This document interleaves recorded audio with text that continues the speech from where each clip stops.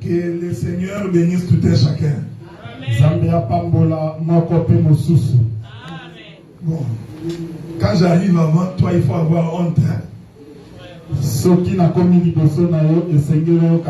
que toi tu habites Montréal, moi j'habite Gatineau.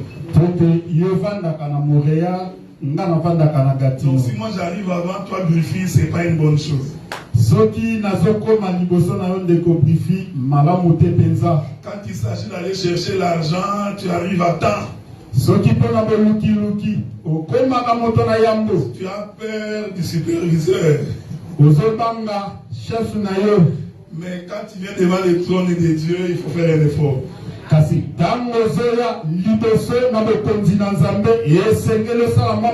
Surtout les mamans qui ont des enfants, comment ça, il faut les préparer très tôt le matin.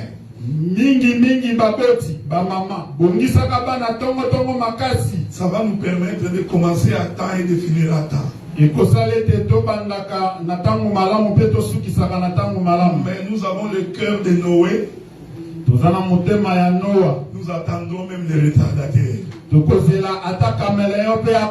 Amen, amen. Vous savez, lorsque Jacob rentrait pour croiser son frère Esaü, la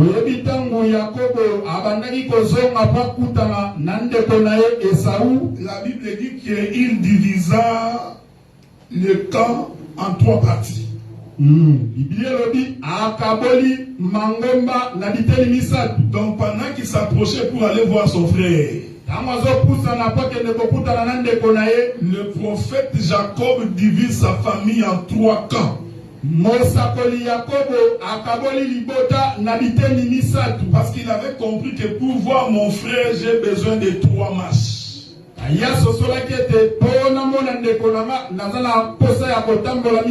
Parce que nous savons, Seigneur, que pour avoir la vie éternelle, il faut que le Seigneur puisse mourir et ressusciter. Si Jésus n'était pas mort et ressuscité, nous n'allons pas voir la face de Dieu. C'est comme ça que Jacob a compris que pour que je puisse voir la face de mon frère, il doit diviser sa famille en 3 camps. Nous disons que ces 3 camps-là est l'image de la mort et de la résurrection de Jésus. Et l'Écriture dit que quand Jacob arrive devant Esaü, il se prosterna 7 fois. Or la Bible dit que les genoux ne peuvent se prosterner que devant l'Éternel. Donc Jacob, comme fils d'Abraham, il sait qu'il ne peut pas se prosterner devant un homme. Donc quand Jacob se prosterne ici, comprenez que Esaü prend la position de Dieu. Et Jacob, en se prosternant, il obtient la miséricorde de son frère. Et nous disons, bien aimés dans le Seigneur, si Jésus n'était pas mort et ressuscité, personne ne verrait la face du Seigneur. C'est pourquoi un jour, les Grecs sont venus voir Jésus. Ils ont trouvé Jésus en train d'enseigner. Alors on est venu dire à Jésus, les Grecs veulent te voir. Est-ce que vous me suivez, frère? Il faut être ici. J'ai toujours dit que quand tu as le goût de la parole, donc tu es plus proche du royaume. Donc nous venons beaucoup plus pour la parole que pour la danse. Parce que Pierre avait compris, il a dit au Seigneur, où irons-nous? C'est toi qui as les paroles de vie. Donc, il faut être ici parce que la vie se trouve ici, frère. Et je voudrais vous dire de faire très attention parce qu'on va prendre des attitudes aujourd'hui. Nous allons vraiment voler. Regardez, vous savez, frère, quand Abraham sacrifiait, dans les sacrifices d'Abraham, il y en avait 5. Je vous avais donné l'écriture dans le groupe. Mais si tu observes les animaux qu'Abraham avait sacrifiés, il y en avait 3 qui marchaient par terre. Et il y en avait 2 qui volaient. Donc dans les sacrifices d'Abraham, il y a des animaux qui marchent et il y avait des animaux qui volent. Dans les animaux qui volent, il y avait la tourterelle et la colombe. Mais remarquez tout simplement qu'il y en avait 5. Parce que les 5 animaux représentent les 5 ministères. Selon Ephésiens chapitre 4 verset 9. Dieu a établi dans l'église les apôtres, les prophètes, les pasteurs, les évangélistes et les docteurs. Ce sont les 5 ministères. Et nous disons que dans ces 5 ministères, il y en a 3 qui marchent. Et il y en a 2 qui volent. Les 3 qui marchent, c'est l'apôtre, le pasteur et l'évangéliste. Ne vous en faites pas, on donnera les détails au jour du Seigneur. Les 2 qui volent, c'est les prophètes et les docteurs. Vous savez, dans l'église, quand tu es évangéliste, reste évangéliste. Donc, essaye pas de forcer pour devenir prophète. C'est comme ça que beaucoup de gens, au lieu de prêcher la grâce que Dieu lui a accordée, ils commencent à faire un effort pour prêcher comme quelqu'un d'autre. Dans les ministères, il y a des gens qui marchent. Il y en a des gens qui volent. Mais tout pour les concours de l'édification de l'église. Donc quand tu veux prêcher l'amour fraternel, quand un pasteur ou un apôtre touche l'amour fraternel, il les prendra dans la vie de tous les jours. De telle sorte que même un enfant peut comprendre comment se manifeste l'amour entre les frères. Quand le prophète veut toucher l'amour fraternel, il va avoir la même écriture, mais il va monter avec. C'est pourquoi l'Autriche, c'est un oiseau, mais qui court aussi. Donc dans l'œuvre de Dieu, il y aura des enseignements où ça va nous permettre de marcher. C'est ce qui fait beaucoup de défauts dans les assemblées de saints. Les gens sont habitués dans la révélation. Maintenant, si quelqu'un prêche, il n'y a pas la révélation, ils disent qu'il n'a pas prêché. Alors tu verras un autre ministre, au lieu de prêcher sa grâce que Dieu lui a donnée, il commence à faire un effort pour donner des révélations. C'est parce qu'on n'a pas dit au peuple que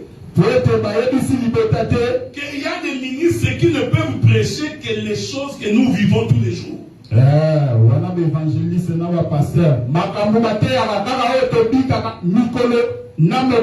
Donc on nous prêche l'amour, on nous prêche le pardon, comment vivre avec les frères, c'est aussi la parole de Dieu. Alors les Grecs ont dit, nous voulons te voir Jésus. On vient informer Jésus. Ne vous en faites pas en imaginant. Le verset y a. Regardez maintenant. On vient dire à Jésus, les Grecs veulent te voir. La Bible dit ceci. Regardez la réponse de Jésus. Quand on lui a dit que les Grecs veulent le voir, Jésus dit ceci. Si un grain ne tombe à terre et ne meurt pas, il reste seul. Mais s'il meurt, il produit beaucoup de fruits. Mais les disciples pouvaient poser la question à Jésus. Quel rapport avec les Grecs qui veulent te voir? Les Grecs ont demandé de te voir. Quel rapport avec les Grecs qui doivent tomber, mourir? J'aime cet évangile, frère. Parce que Dieu a caché ces choses aux intelligents de ce monde. Il a révélé ça aux saints. Parce que les Grecs sont des étrangers. Oh, Jésus était au milieu de ses frères, les Juifs. Oh, les Grecs voulaient le voir. En d'autres termes, les étrangers voulaient voir Jésus. Oh, pour que l'étranger voie Jésus, il faut premièrement que Jésus puisse mourir. Parce que si Jésus n'était pas mort, nous les étrangers, nous n'allions pas voir Jésus comme nous le voyons. Donc la demande des Grecs, c'était une demande des peuples et des nations qui voulaient voir la face de Jésus. Maintenant Jésus leur répond en prophétie. Non, pour me voir, il faut premièrement moi qui suis le grain, que je puisse d'abord mourir. Lorsque je mourrai et que je ressusciterai, c'est alors que vous les Grecs, vous aurez la possibilité d'entrer dans ces choses. C'est pourquoi lorsque Judas Iscariote a vendu Jésus, on lui donna 30 pièces d'argent, et qu'il voit l'argent, il dit, oh, j'ai commis une erreur. Il va remettre l'argent. Les sacrificateurs disent non. Nous n'allons pas prendre cet argent. C'est l'argent du sang. La Bible dit qu'ils ont récupéré cet argent. Ils sont allés acheter une portion de terre. Ils l'ont acheté dans les territoires d'Israël. La Bible dit qu'on a appelé cette portion de terre un tombeau pour les étrangers. Est-ce que vous me suivez, frère? Donc la mort de Jésus a donné en Israël une portion de terre pour les étrangers puissent entrer. Donc si Jésus n'était pas mort, nous n'allions pas entrer dans ces choses. Si nous sommes entrés, c'est parce que les grains sont tombés à terre et que cela nous a permis d'entrer dans la maison. Mais pour entrer, on doit nous amener. Est-ce que vous me suivez, frère? Personne ne peut entrer dans la maison de l'Éternel si Dieu ne l'amène pas. C'est l'écriture que je vous avais donnée quand j'avais commencé. Parce que le dimanche prochain, je vais mettre un point virgule. Domingo weza koya na kocha virgule. Pour laisser la place au pasteur Marcel aussi de parler. Je pourrais encore revenir 2 semaines pour conclure. Ensuite, je vais m'asseoir. Amen, amen. Amen. J'ai toujours dit que pendant que nous prêchons, la bouche c'est le prédicateur. Même si tu es prédicateur, pendant que nous prêchons, toi aussi tu deviens une femme pour écouter. Vous savez, il y a beaucoup de prédicateurs, ils pensent que quand il est assis, il devient inspecteur. Lui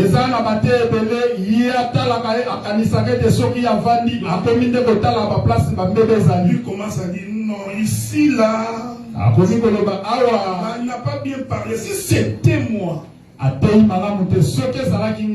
vous comprenez qu'un homme comme ça il ne comprend pas les ministères. C'est-à-dire que quand le souverain sacrificateur est en fonction, tous les autres sacrificateurs attendent.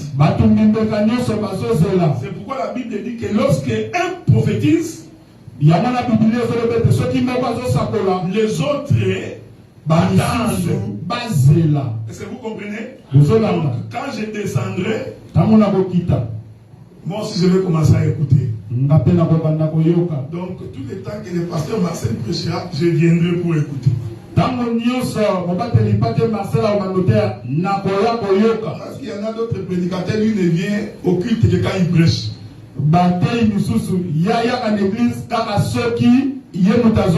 S'il ne prêche pas, il devient irrégulier. Donc, il apparaît, il disparaît. Il apparaît. Je vous avais donné l'écriture pour dire ceci. Que Dieu a pris Adam pour le placer dans le jardin. J'ai expliqué que c'est le mouvement de Dieu qui nous prend pour nous mettre dans sa maison. Donc Dieu nous a pris dans le monde et il nous a amenés dans sa maison. Mais je vous informe que pendant cette marche, il y a beaucoup de choses qui se font. Le prophète Moïse n'a pas donné les détails. Le ministère doit donner les détails de ce qui se passe pendant que nous quittons le monde vers la maison de Dieu.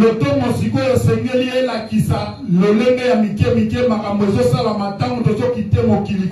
dit que pendant cette marche, l'Éternel est en train de former l'épouse. Cela veut dire que pendant que nous sommes en train de marcher pour arriver à Canaan, Dieu est en train de nous façonner. Je veux que vous me suiviez attentivement. C'est pour dire que pendant la marche, il peut y avoir des problèmes et des difficultés.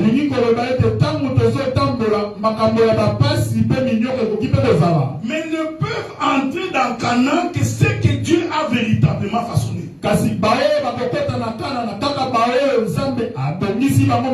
Il n'est pas dit que parce que nous venons tous à l'église que nous allons tous participer à l'enlèvement.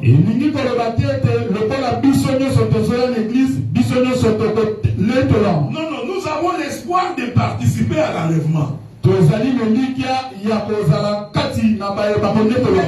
manière de marcher avec Dieu va déterminer si nous allons arriver ou ne pas arriver.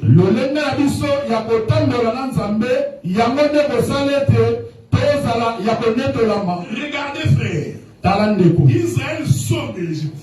Je vous avais dit la fois passée que même les Égyptiens sont sortis. La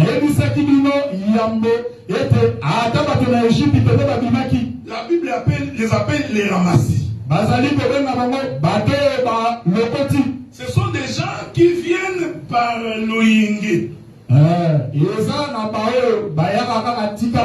Et ces gens-là ont semé beaucoup de troubles pendant la marche. Mais écoutez frère, quand tu pries le véritable Dieu, Dieu accomplit toujours sa parole. L'Écriture dit dans le livre des psaumes Que les méchants ne demeurent pas toujours dans l'assemblée des saints. Quand quelqu'un a des mauvaises intentions pour te combattre, il a des intentions pour te nuire. Je t'informe que si Dieu est avec toi, Dieu finit toujours par l'exposer. C'est pourquoi, frère, nous ne combattons pas selon la chair. Non, ne cherche pas à te venger toi-même. La Bible dit ceci, frère. À moi la vengeance et à moi la rétribution. Il ne faut pas souhaiter la mort de quelqu'un. Même quand tu sais que c'est ton ennemi, tu ne peux pas souhaiter sa mort. Mais ce que toi tu vas faire, c'est de t'attacher à l'Éternel. L'Éternel combattra cet homme. Vous savez, moi, l'homme devient agité. En réalité, c'est l'Éternel qui est en train de le combattre. C'est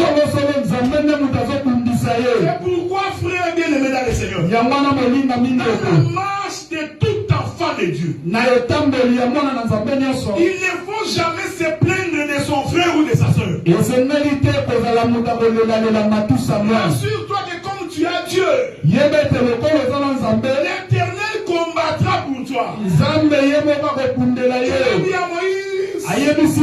Pourquoi les cris parmi dites à ces peuples que l'Éternel combattra pour vous. Le combat est pour l'Éternel. Mais la victoire est pour les saints. Est-ce que vous me suivez, frère? S'attache à Dieu. Dieu finit par le justifier. Que tes intentions soient nobles. Ayez le sentiment qui était en Jésus. Lui qui était égal avec Dieu. Vous voyez, il était élevé. C'est le sentiment qui était en Jésus. Il était élevé. La Bible dit, il n'a pas considéré sa position. Mais il a accepté de descendre. C'est le sentiment qui doit vous animer tous. C'est pourquoi la Bible dit que Dieu l'a souverainement élevé. Le sentiment d'humilité, frère. C'est ce qui crée l'élévation dans l'homme. Israël sort de l'Égypte. Ils arrivent Canaan de l'autre côté. Ils ont vu Canaan de l'autre côté. Moïse prend 12 espions.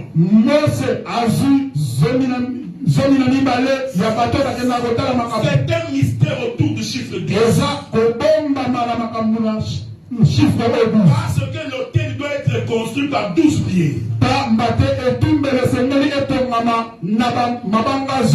Donc les 12 pierres ici, c'est Jacob. Parce que Jacob avait 12 ans.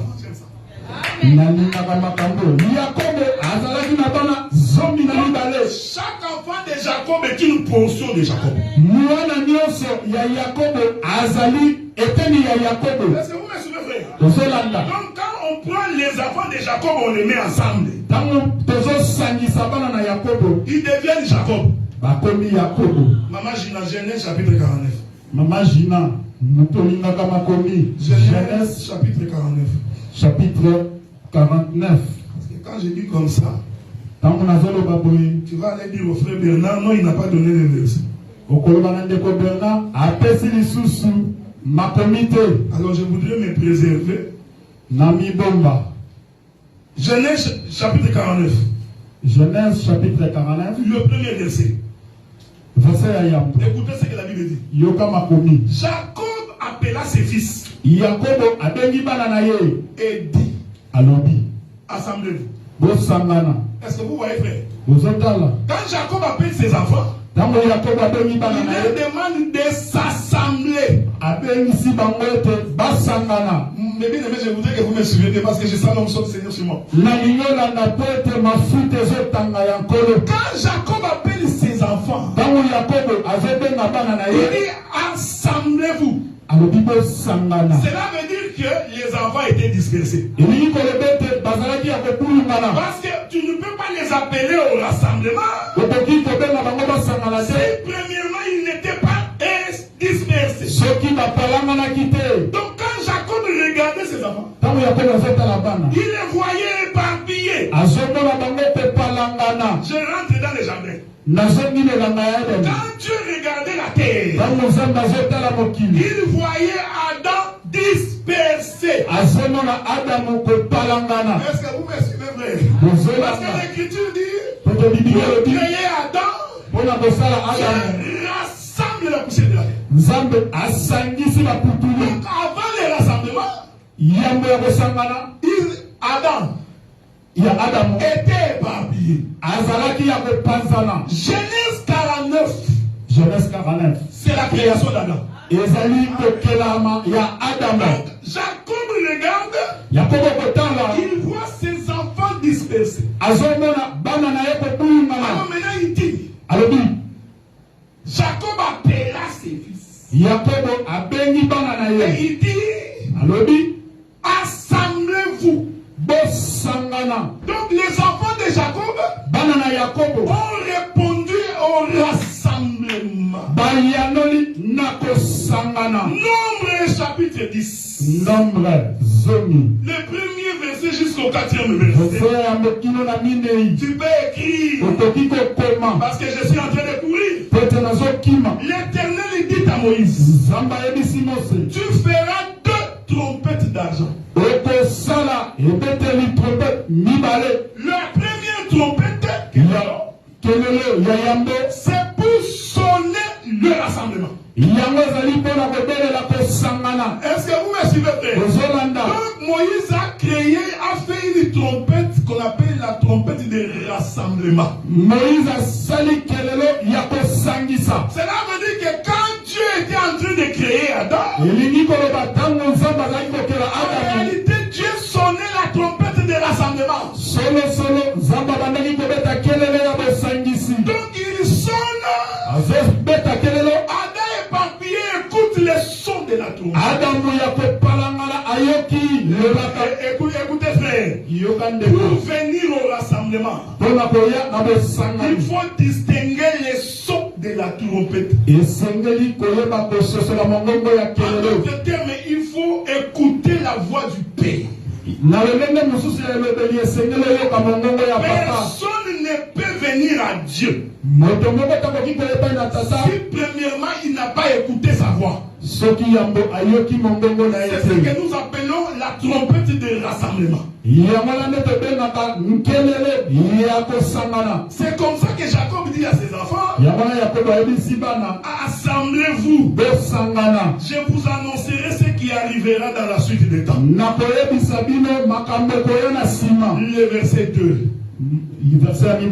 Rassemblez-vous et écoutez, fils de Jacob, écoutez Israël votre père. Je ne sais pas si vous remarquez ce qui se passe ici. Jacob quitte de Jacob vers Israël. Amen. C'est très important de comprendre ce que je dis. Parce que quand Dieu a rencontré Jacob, il dit je vais changer ton nom. Toi qui es Jacob, tu t'appelleras Israël. Je laisse moi rentrer là-bas un peu. Hein? La Bible dit que quand Jacob rencontre Dieu, il commence à se bagarrer avec Dieu. Vous avez déjà vu un homme se bagarrer avec Dieu? La Bible dit qu'il récupère Dieu. Dieu cherche le moyen de sortir, il ne sort pas.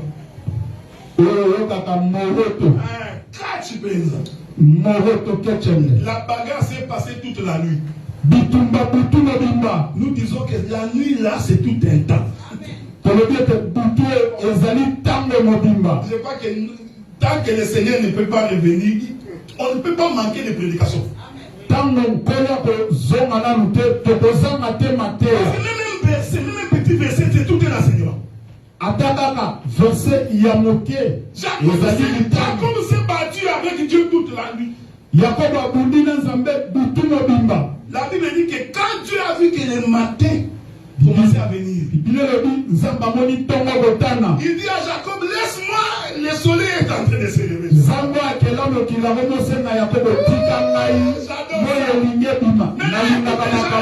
Jacob sait qu'il dit, oh éternel, pour que je puisse te laisser partir, tu dois me bénir.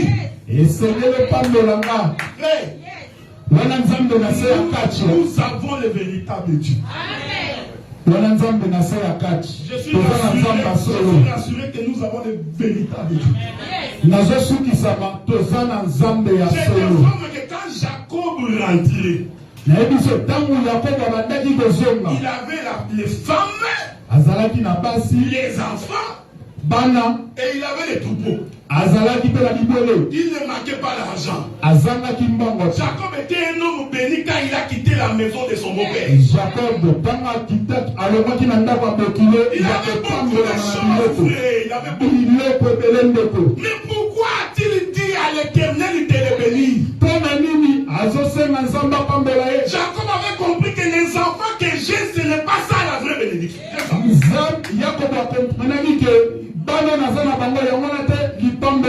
Le troupeau que j'ai, ce n'est pas ça la vraie bénédiction. Je voudrais dire à quelqu'un, frère, ce ne sont pas les vestes qui sont une bénédiction. Ce ne sont pas les voitures qui font une bénédiction. Ce n'est pas le travail qui est une bénédiction. Écoutez, frère, regardez comment l'Éternel a béni Jacob.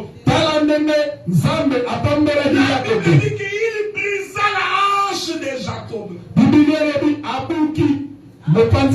Donc la bénédiction de l'Éternel, c'est le brisement. Ces choses, frère, quand quelqu'un n'est pas converti, il n'est pas béni. C'est pourquoi ici nous veillons. Pour que nous soyons des hommes transformés. Bien-aimés dans le Seigneur, Jacob a été brisé. On brise Jacob et on change son nom.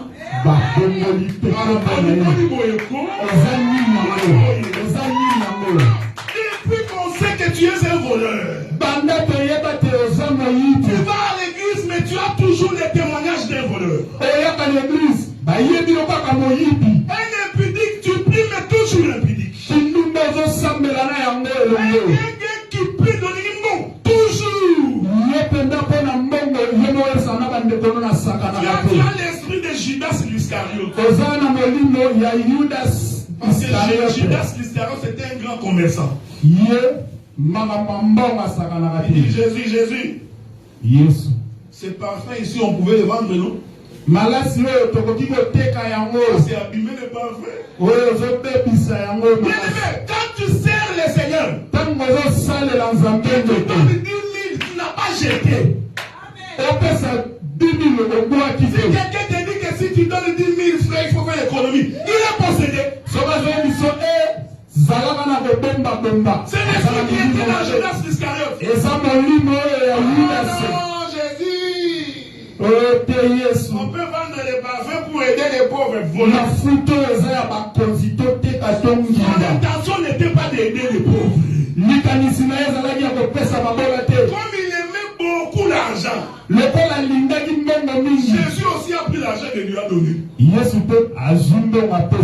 C'est pourquoi dans les ministères, Moi j'ai toujours pensé qu'un ministre doit s'abstenir de gérer l'argent de l'église. La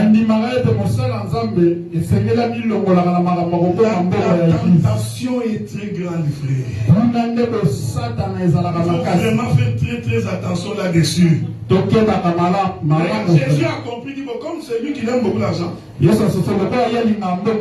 gérer la caisse. Mon frère James, je ne parle pas de toi. Hein? Je parle de Judas Iscariot. Judas prend la caisse. C'est pourquoi le jour où Jésus allait mourir, quand Jésus a dit à Judas, ce que tu veux faire là, fais-le maintenant. Jésus parlait d'autres choses. Hein? Les disciples avaient compris, bon, comme c'est lui qui garde l'argent,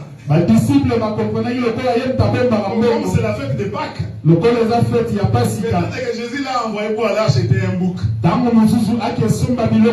l'homme sort, il va vendre un homme. Ton esprit de commerçant, c'est exagéré. Est-ce que vous comprenez, frère? Je disais ceci. Quand nous prêchons, nous exhortons et nous rentrons dans les terres.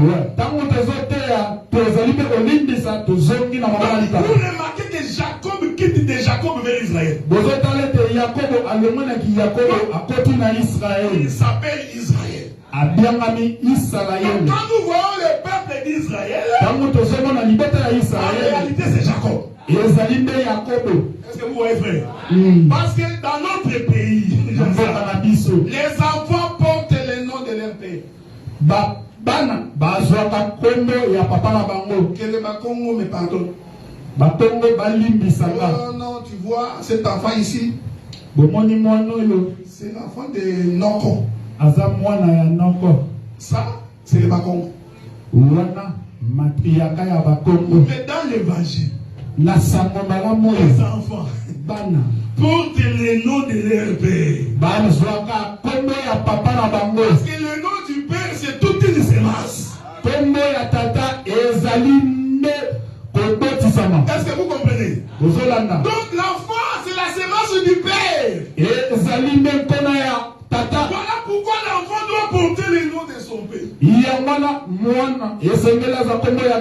Ici, je parle des choses du royaume. Mais si tu donnes à ton enfant le nom de son nom, c'est pas un problème, quoi.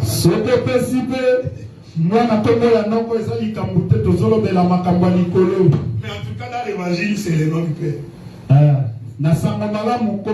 C'est pourquoi on les appelait les fils de Jacob. On ne disait jamais que c'est les fils de Rachel. C'est le fils de Jacob. Maintenant, il va de Jacob vers Israël. Israël, c'est le chiffre 12. Il y a beaucoup de choses à dire ici. C'est pourquoi Jésus a choisi 12 apôtres. Parce que c'était l'image de Jacob. Maintenant, quand ils arrivent pour voir Canaan, Moïse appelle 12 personnes. Il leur demande d'aller explorer le pays. Avant d'entrer dans Canaan, on doit d'abord explorer Canaan. Tu ne peux pas entrer au ciel si tu ne connais pas le ciel. Pour entrer au ciel, il faut premièrement que tu connaisses le ciel. C'est pas pour rien que Moïse a envoyé les 12.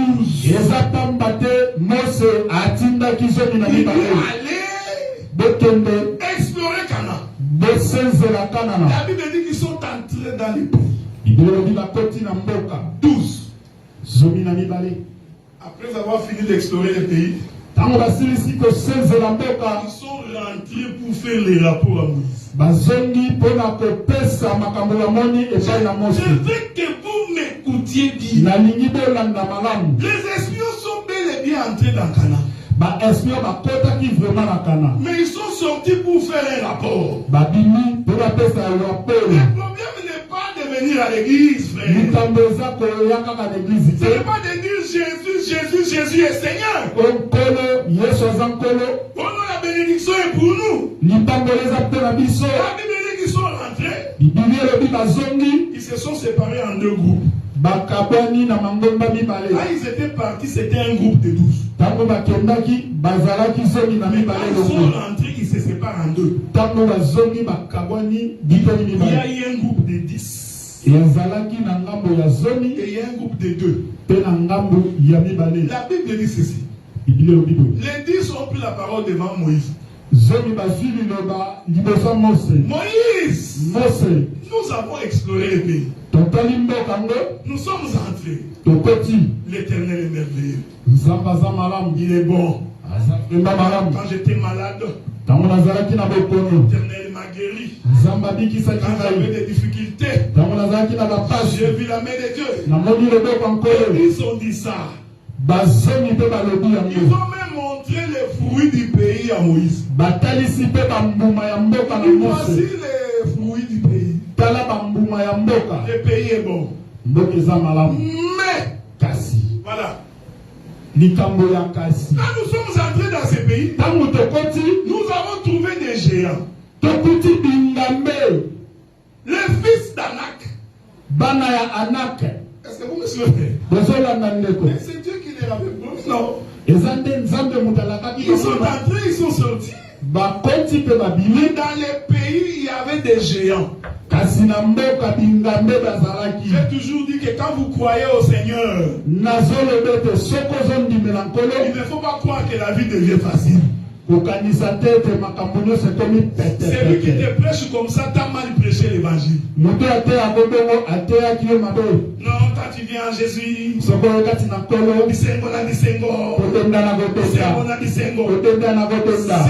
faux. La Bible dit que ceux qui veulent vivre pieusement dans le Seigneur doivent savoir qu'ils vont être persécutés. Les 10 ont pris la parole et ils ont dit, mais on a trouvé des géants. À leurs yeux, nous sommes comme des souterrains.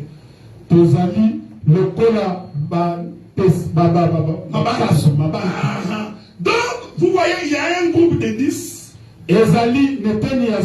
qui a confessé que nous ne pouvons pas entrer dans Canaan.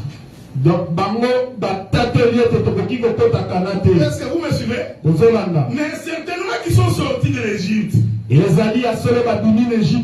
aussi marché dans le désert. Mais quand ils arrivent devant Canaan, ils confessent que nous ne pouvons pas entrer. Les 10 ici, c'est la maison d'Israël. Je manque le temps pour expliquer les chiffres 10. Parce que les chiffres 10, c'est la loi de Moïse.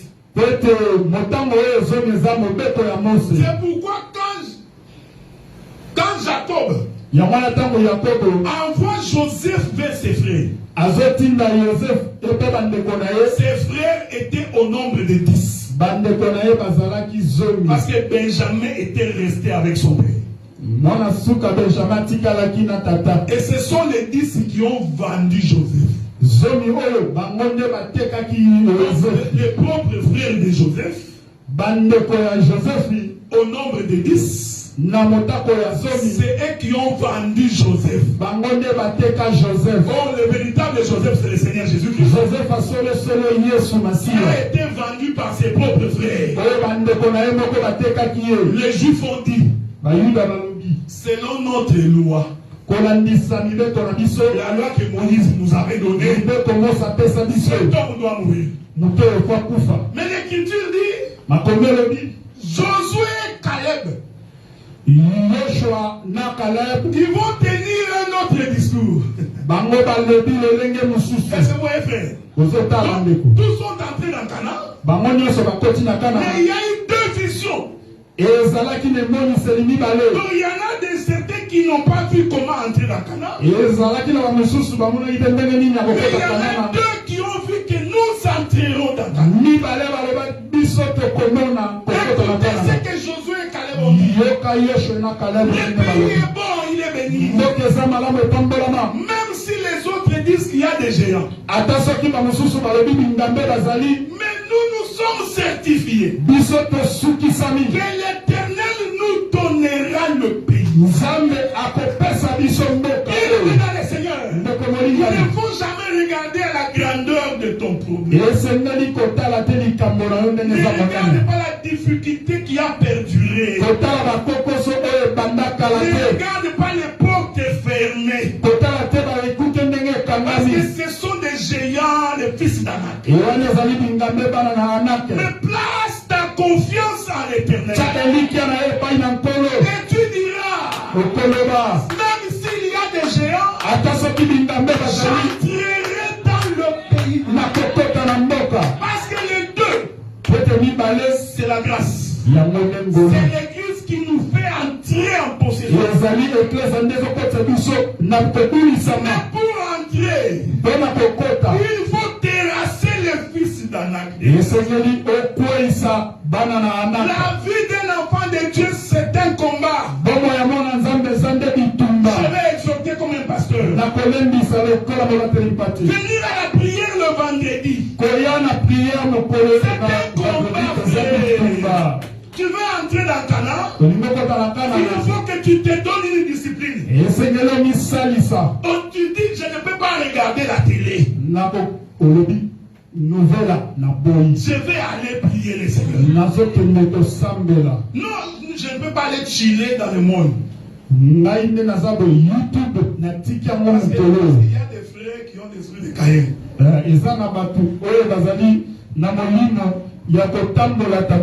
Quand on chasse Caïn dit Dieu, tu fais de moi un vagabond.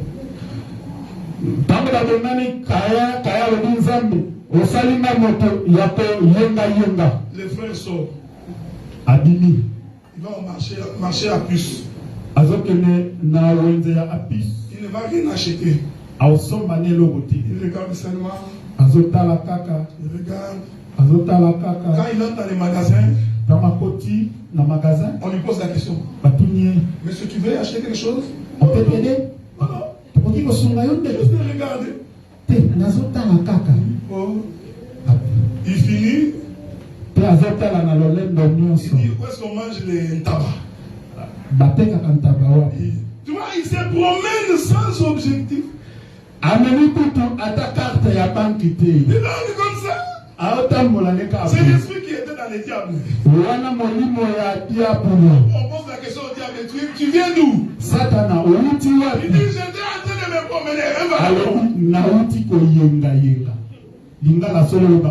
Si tu n'as rien à faire, il faut venir prier le vendredi.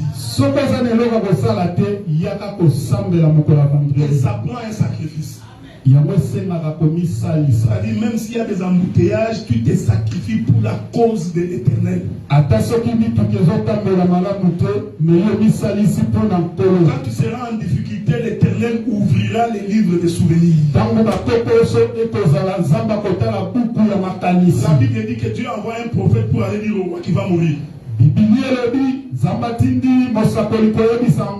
Le prophète entre et dit au roi. Je crois que c'est le roi Ézéchias.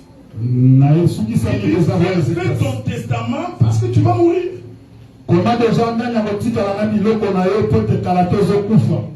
Quand on a la prophétie de Dieu, si dans ta prophétie tu m'as vu, moi dans le péché, viens me dire ce que tu as vu. Il ne faut jamais avoir peur. Dis-moi, quand j'ai rêvé, là,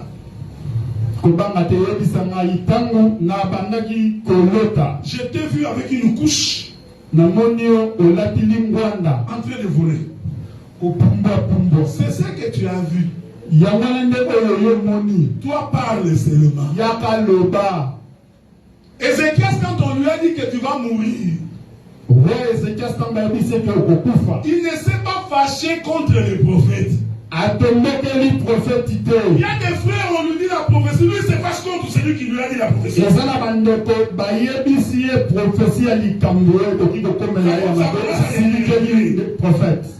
Non, lui il est venu que te dire ce qu'il a vu.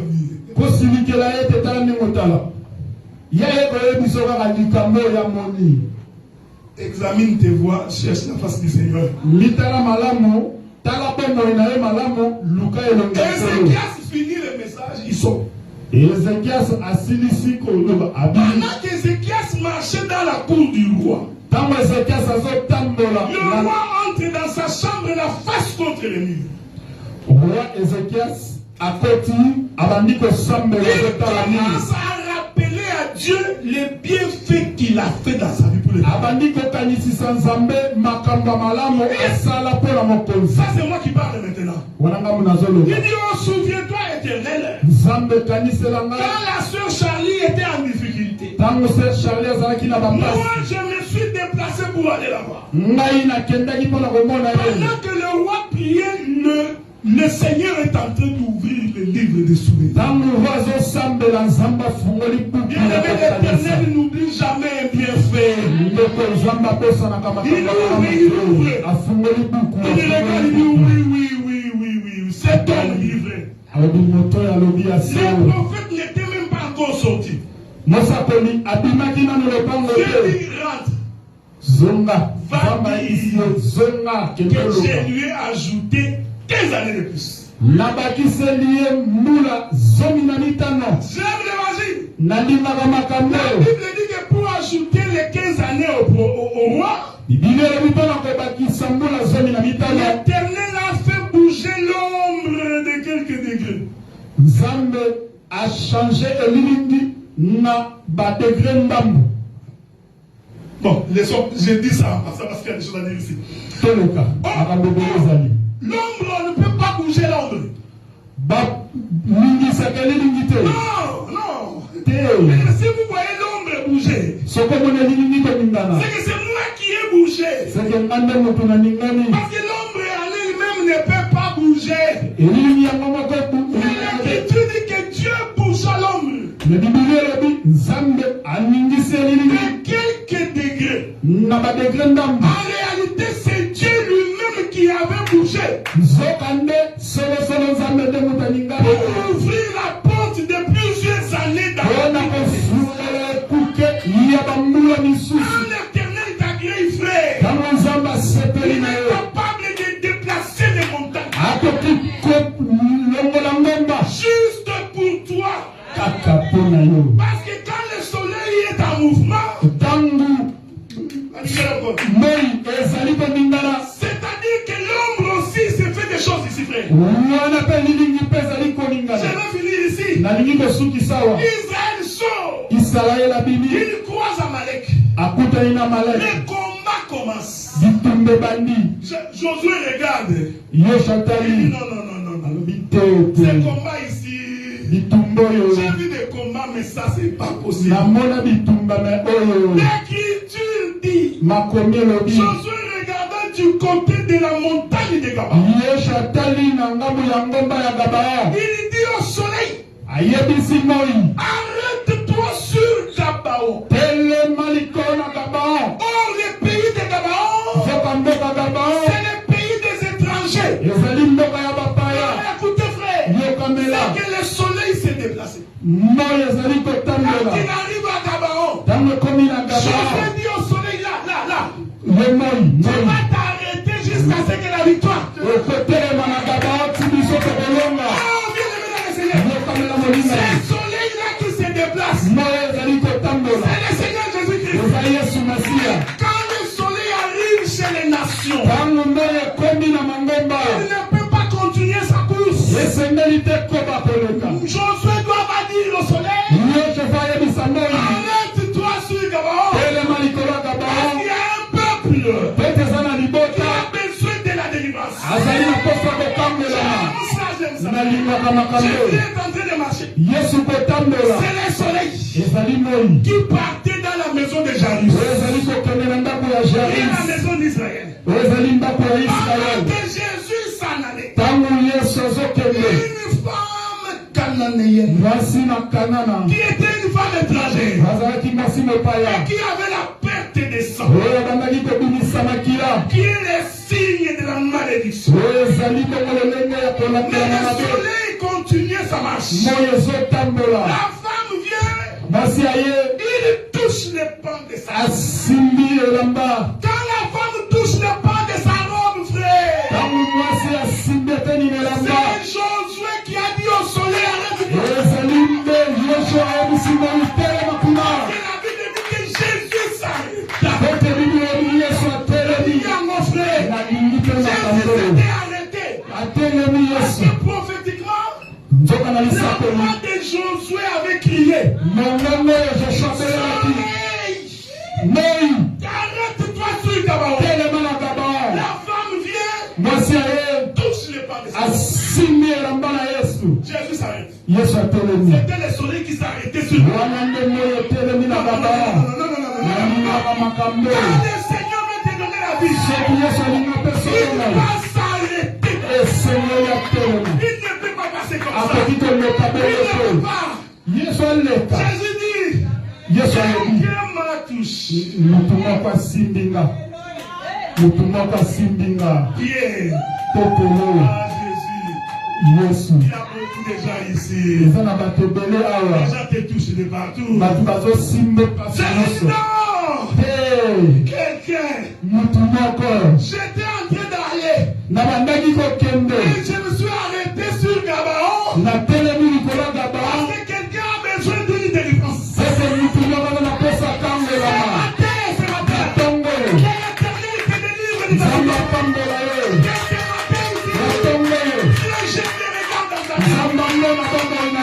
Non, il ne peut pas passer comme ça, frère. Dieu ne peut pas empêcher Dieu. La famille ne peut pas empêcher Dieu, frère. À cause de cette femme, il s'est arrêté. Amen. La Bible dit que la femme a touché les pans de sa robe. Que je manque des choses à dire sur Ézéchiel. Car dans Ézéchiel, il est écrit sa robe remplit le temps. Et les pans de sa robe touchent le parvis. Donc nous comprenons que les pans d'une robe, c'est le parvis. Dans le parvis, c'est là qu'il y a le salut. Donc quand la femme était venue toucher les pans de sa robe, en réalité cette femme-là était venue au parvis pour entrer dans la maison. Jésus s'arrête. Il dit, quelqu'un m'a touché. Écoutez ce que la Bible dit. Jusque-là, la femme ne s'était pas encore révélée. Malgré le fait qu'il avait touché le pan de la robe, la femme ne s'était pas révélée. L'Écriture dit ceci. Jésus se retourne. Donc j'ai compris. Et quand cette femme était venue, elle était venue par derrière. Est-ce que vous me suivez, frère?